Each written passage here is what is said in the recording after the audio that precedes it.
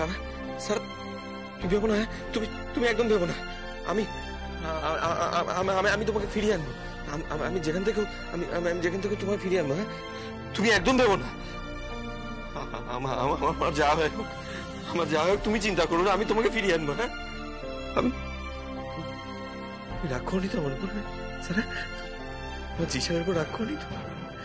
তোমার জিশান তোমাকে ফিরিয়ে আনবে ঠিক। তুমি দেখো তোমাকে ফিরিয়ে আনবে। তুমি কি আমার উপর রাগ করেছো? আমার উপর রাগ করনি তো? তুমি রাগ করেছো না আমার সাথে? আমি রাগ বুঝতে পারছি, তুমি রাগ করেছো না আমার উপর?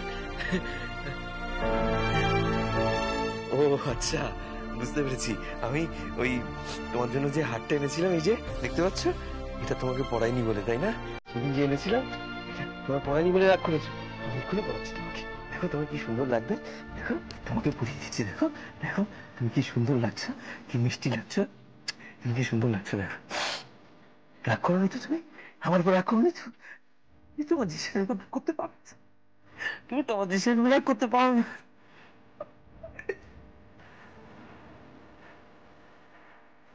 I love you, Sarah. I love you. কোথায় আছো তুমি? Sarah, তুমি কোথায় আছো?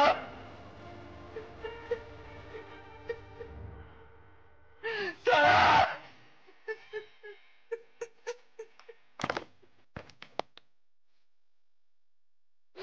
Sarah, I love you.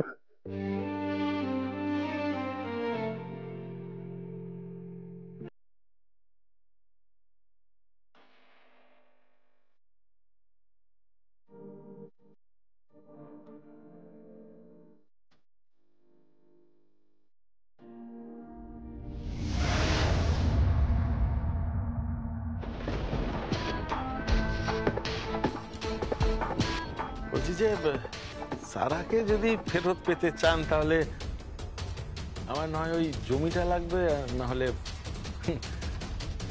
জমির মূল্য আমার চাই ম্যাডাম। আমি আবার মেঘের আড়াল থেকে যুদ্ধ করতে ভালোবাসি। হ্যাঁ, আচ্ছা তাহলে ওই কথাই রইল। নয় জমি, আর না হয় জমির টাকা। ঠিক আছে, ইটস ভেরি সিম্পল, খুব সোজা অঙ্ক। তার বদলে আপনি আপনার মেয়েকে পেয়ে যাবেন। কেমন? রাখছি।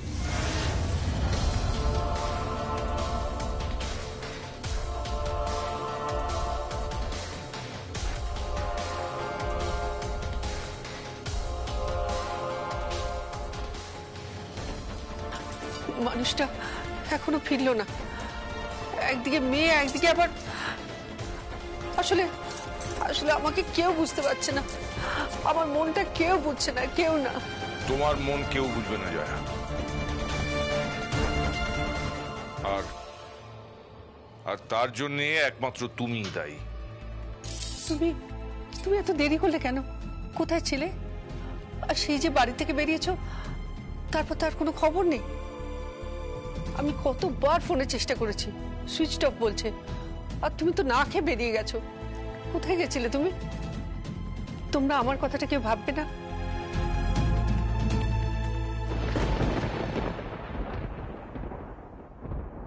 তুমি কি কারো কথা ভেবেছো যে তারা তোমার কথা ভাববে? কি বলছো কি তুমি? একদম ঠিক বলছি।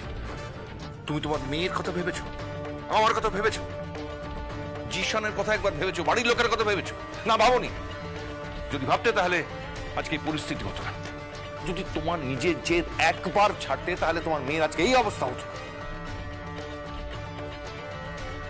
আজ এত বছর পর সঞ্জয় চৌধুরী এই কথা বলছে? হ্যাঁ বলছি, এত বছর পর আমি এই কথা বলছি। জয়া, কেন করলে এটা? কি করেছি আমি? তোমার মেয়ে তোমাকে এত করে বললো, বাড়ির সবাই সাবধান করলো, হ্যাঁ, তখন তো তুমি শুধরে যেতে পারতে। কেন করলে না? শোনো, আমার উপর একটু ভরসা রাখো। আমাদের সারার কোনো ক্ষতি হবে না। ওরা শুধু ভয় দেখাচ্ছে। আর তুমি তো জানো, সর্বজয়া চৌধুরীর সঙ্গে কোনো অন্যায় হলে সে অন্যায় প্রশ্রয় দেয় না। কেন ওদের ভয় পিছিয়ে আসবো বলো তো সঞ্জয়? একবার ভয় পাওয়া মানে সব শেষ। একবার তুমি যদি ভয় পাও তাহলে সবেতেই ওরা ভয় দেখাবে। না সঞ্জয়, আমি অন্যায়কে কিছুতেই মানতে পারবো না, কিছুতেই না। তাহলে কি কি পারবে? সারার যদি ভালো মন্দ কিছু একটা হয়ে যায় সেটা মানতে পারবে, জিশান যদি কিছু একটা করে বসে সেটা মানতে পারবে, আর আর আমার যদি কিছু একটা হয়ে যায় তাহলে সেটাও। কারোর কিছু হবে না, সেইটুকু ভরসা আমার নিজের উপর আছে সঞ্জয়। তোমার আছে, কিন্তু আমার নেই। আমি আর ভরসা রাখতে পারছি না। 25 বছর ধরে আমি অনেক ভরসা রেখেছি, আর না। তুমি এ কথা বলছো, তাহলে ওদের বলতে কি বাধা? তুমি ভাবো তো, সেই বিয়ের পর থেকে আজ পর্যন্ত আমি তোমার হাত ছাড়িনি। অগ্নিকে সাক্ষী রেখে আমি কথা দিয়েছিলাম, আর তাই সব সময় তোমার পাশে থেকেছি।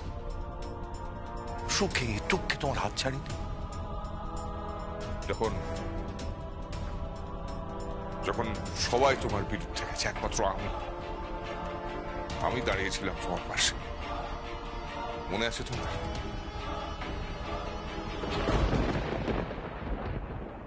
মেয়েরা ঘরে রিঠা। মাই গড, রিটা! হ্যাঁ রিঠা, ওইসব দিয়ে হেনা করে।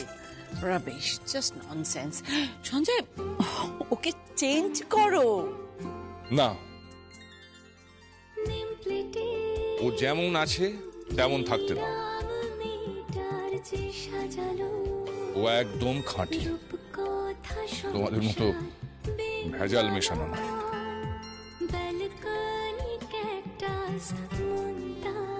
আমার ভালো লাগে না তুমি 10 গ্রাম মাছের জন্য মাছওয়ালার সাথে ঝগড়া করো। আমার ভালো লাগে না সাইকেল চালানো। আমার ভালো লাগে না ইস্ত্রিওয়ালা, বাজারওয়ালা, সবজিওয়ালা এই সবার সাথে আড্ডা মারা। আমার এই সমস্ত কিছু ভালো লাগে না মম। আমি তো এইভাবেই বড় হয়েছি না? ঠিক আছে, তুমি এইভাবে বড় হয়েছো, কিন্তু আমি তো এইভাবে বড় হইনি। আমার ফ্রেন্ড সার্কেলও এরকম নয়। তারা তো তোমার ওই নর্থ ক্যালকাটার দাদু দিদিমাদের মতো নন। সারা, তুমি তোমার মায়ের ব্যাকগ্রাউন্ড নিয়ে তাকে অসম্মান করতে পারো না। যে বাড়ির বউটি সবার রান্না করে দিচ্ছে, সবাইকে যত্ন করে ব্রেকফাস্ট, লাঞ্চ, ডিনার সব খাওয়াচ্ছে, সে খাচ্ছে কিনা সেটা দেখা আমাদের কর্তব্য নয়?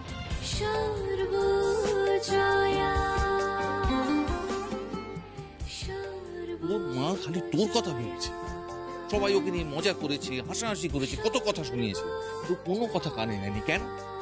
যাতে সবার কাছে তুই ছোট না হয়েছে। ও যে তোর সব থেকে বড় বন্ধু, এটা ও প্রমাণ করে দিয়েছে।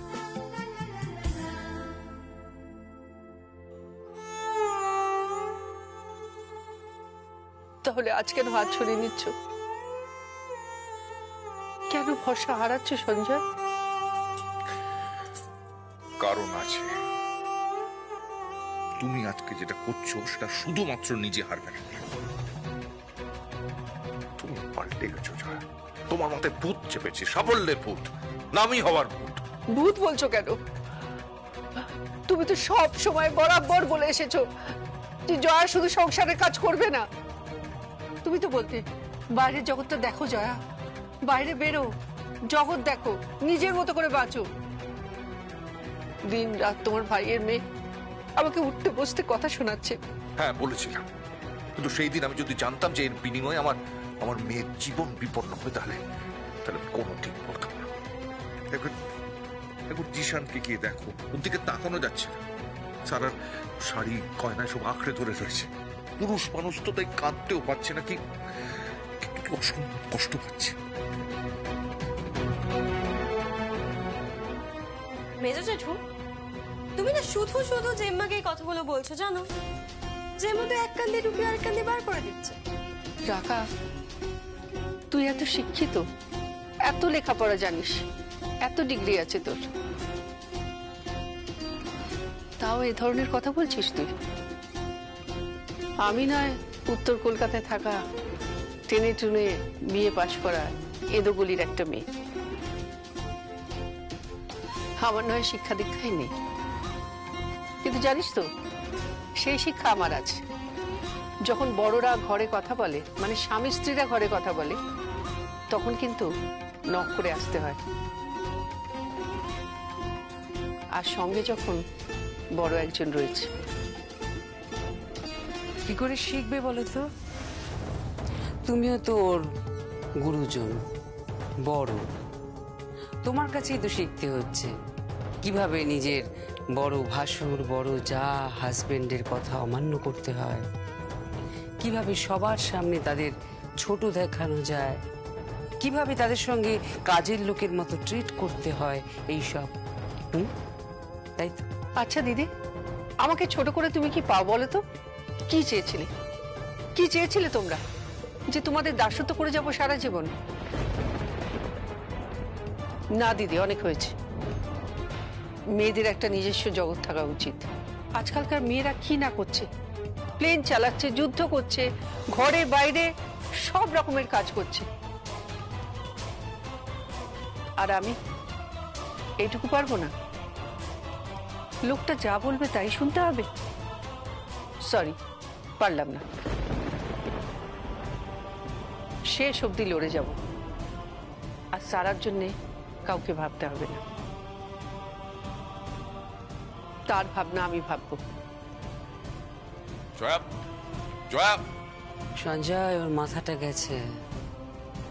ও স্বপ্নের পেছনে ছুটছে, মরিচিকার পেছনে ছুটছে, বুঝেছ? মেজো জেঠু, সারা এত করে জেম্মাকে বললো, এত করে রিকোয়েস্ট করলো এসবের মধ্যে না জড়াতে, শুনলোই না, কিচ্ছু শুনলো না। আচ্ছা, ওরা সারাকে মেরে ফেলবে না তো?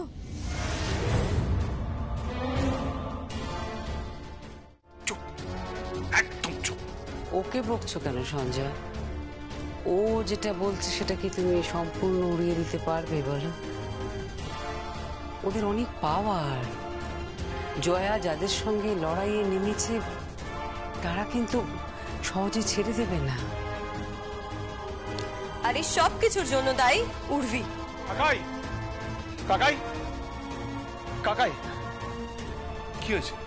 কাকাই, ল্যান্ডলাইনে একটা ফোন এসেছিল, বলছে যদি জমি বা টাকা না পায় তাহলে। তাহলে তাহলে কি? চুপ করে আছিস কেন বল? দাদা ভাই, কি বল? কি? ওরা মেরে দেবে, তাই তো?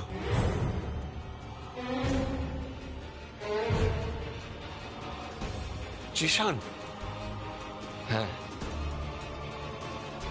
ওরা সব পারে, সব পারে ওরা। তবে আমি এটা হতে দেবো না, আমি এটা হতে দেব না। সারার কোনো ক্ষতি আমি হতে দেব না।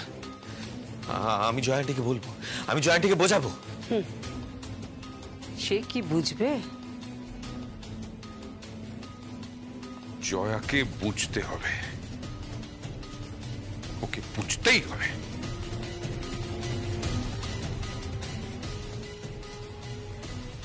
জয়ান্টি,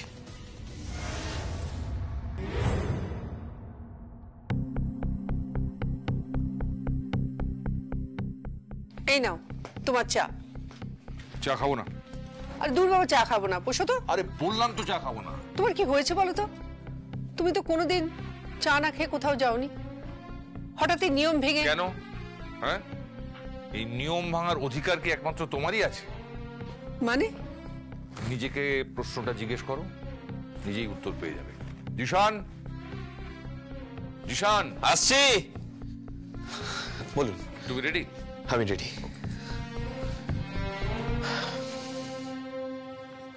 তোমরা কি কোথাও বেরোচ্ছ?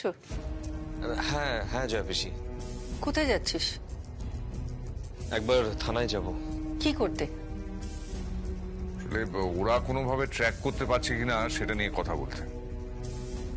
লাভ হবে না, ওরা কিচ্ছু করতে পারবে না। অজিত পোদ্দারের মতো শয়তান লোকেরা এত কাঁচা কাজ করবে না। সেদিন যে ফোন থেকে ফোন করেছিল নাম্বারটাও ট্রেস করা যায়নি। কাকাই, কাকাই, আমিও যাবো তোমার সঙ্গে। যাবি? হ্যাঁ। ঠিক আছে, চল। আমার কথাটা একবার শোনো, ওখানে গিয়ে কোনো লাভ হবে না। অজিত পোদ্দারের মতো লোকেরা অন্য ভাষা বোঝে। তাই এবার অন্য পথ অবলম্বন করতে হবে। আমাকে 2 দিন সময় দাও। তুমি দুদিনে কি এমন করবে বলো তো? মানে তুমি কি এখন আইনের চেয়েও বেশি? আইন আইনের পথে চলবে, আর আমি অন্যভাবে। তুমি লেডি শার্লক হোমস হবে নাকি? সত্যি বাবা। আচ্ছা তুমি কি ধাতু দিয়ে তৈরি বলো তো? হ্যাঁ, তোমার নিজের মেয়ে 24 ঘন্টা হয়ে গেল সে বাড়ির বাইরে, তার কোনো খবর পাওয়া যাচ্ছে না, আর এদিকে এদিকে তুমি বহাল তবিয়েতে ঘুরে বেড়াচ্ছ বাড়িতে, না? ভাঙবে তবু মচকাবে না। এখন কথা না বাড়িয়ে আমাদের যাওয়া উচিত। সঞ্জয়, তোমার দাদা কিন্তু ভীষণ টেনশন করছে, সারা রাত একটুও ঘুমোচ্ছে না, সারাক্ষণ ওর মনে হচ্ছে সারার কি হবে, সারার কি হবে। বিপি কি ভীষণ বেড়ে গেছে, আমার তো মনে হচ্ছে 400 থেকে 500 বিপি হয়ে গেছে, জানো তো? কত হয়েছে? কি মম, মম তুমিও না আছো? আরে 400-500 বিপি হলে কি হবে জানো? আহা দাদা ভাই, জেঠি তো জাস্ট কথার কথা বলছে। সত্যি দিদি, তোমার গুল দেওয়ার স্বভাবটা গেল না মোটেই। আমি তো দেখলাম দাদা বাজারের থলি নিয়ে বেশ গটগট করে হেঁটে চলে গেল। সে তো তোমার জন্য, তুমি হুকুম করেছো, সেই হুকুম তামিল করছে। তা নয় তো তুমি সবার হাতে মাথা কাটবে, তাই না? বলো, কাজের লোকের মতন ব্যবহার করো তুমি আমাদের সঙ্গে। বৌদি, তুমি দাদাকে বলো যে আজ থেকে আর এই সমস্ত কাজ করতে হবে না। কি বলছো কি সঞ্জয়? আমি ঠিকই বলছি, আমি সঞ্জয় চৌধুরী, আমি ঠিকই বলছি। তুমি কিন্তু ভুল বুঝছো আমাকে। আমি কিন্তু কাউকে বাড়ির কাজের লোক বানাতে চাইনি। দেখো দাদার বয়স হচ্ছে, রাত্রিবেলা ওসব ছাইপাশ খাবে। আরে বাবা, শরীরটা না বাঁচালে তো আরো অসুস্থ হয়ে পড়বে। আমি তো ভালোর জন্যই বলেছি। আর তাছাড়া প্রত্যেকের কাজ করার ইচ্ছাটা চলে গেছে, এটা কিন্তু ঠিক নয়। তুমি ঠিক বেঠিক বলার কে বলো তো? আর নেওয়া যাচ্ছে না সঞ্জয়। সঞ্জয়, তুমি এবার কিছু বলো। হ্যাঁ, যা খুশি তাই করছে, যা খুশি তাই। বাড়িতে নাকি কফি খেতে গেলে দাম দিতে হবে। হ্যাঁ, বাড়ির সবাইকে তো উনি চাকর বানিয়ে রেখেছেন। প্লিজ, এখন এই সমস্ত আলোচনা করার সময় না। বৌদি, দাদাকে বলো যে কাল থেকে দাদাকে সব কিছু করতে হবে না, এটা সঞ্জয় চৌধুরীর আদেশ। আর আমার কোনো কথার মূল্য নেই তোমার কাছে? ছিল। মানে? তুমি একটা কথা পরিষ্কার করে শোনো, তুমি ওদের ডিমান্ড মিটিয়ে আমার মেয়েকে ফেরত নিয়ে আসবে, আর নয়তো কি? থামলে কেন বলো, নয়তো কি? নইলে তোমার আর আমার পথ আজ থেকে আলাদা জয়া।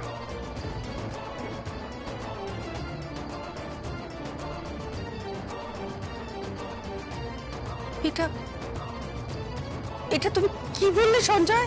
আঙ্কেল, আপনি এসব কি বলছেন? প্লিজ তুমি চুপ করো, এই বিষয়ে তুমি একটাও কথা বলবে না। তুমি আবার এত বড় কথাটা বলতে পারলে? না পারার কি আছে? সঞ্জয়ের এই প্রতিবাদটা অনেক আগে করা উচিত ছিল, তাহলে আজ আর এই দিনটা দেখতে হতো না। কাকাই, তুমি অনেক দেরিতে বুঝলে, জানো তো? একটা এত বড় সর্বনাশ হয়ে যাওয়ার পর তুমি বুঝলে। যাক, বুঝেছে এটাই অনেক। চলো, দেরি হয়ে যাচ্ছে। 1 মিনিট। আলাদা মানে কি? তোমাকে একদিন সময় দিলাম, তার মধ্যে তুমি তোমার ইগো, তোমার জেদ, এই সমস্ত বিসর্জন দিয়ে যদি মেয়েকে ফিরিয়ে নিয়ে আসতে পারো তাহলে ভালো, নইলে তুমি তোমার রাস্তা বেছে নাও। ইন্ডিপেন্ডেন্ট, স্বাধীন মহিলা হবে তো তুমি। তোমার নাম হবে, তোমার যশ হবে, আর তার প্রতিদান হিসেবে আমার মেয়ের জীবন যাবে। তুমি এটাই তো চাইছো। তুমি এটা বলছো? আমি কি করিনি বলো তো? তুমি সবটাই নিজের স্বার্থে করেছো, নিজের পাওয়ার দেখাতে করেছো। আমাদের হেয় করেছো, মিথ্যে অহংকার। এসব কথা এখন থাক রাজীব, দেরি হয়ে যাচ্ছে, চলো। আমি যদি আপোষ না করি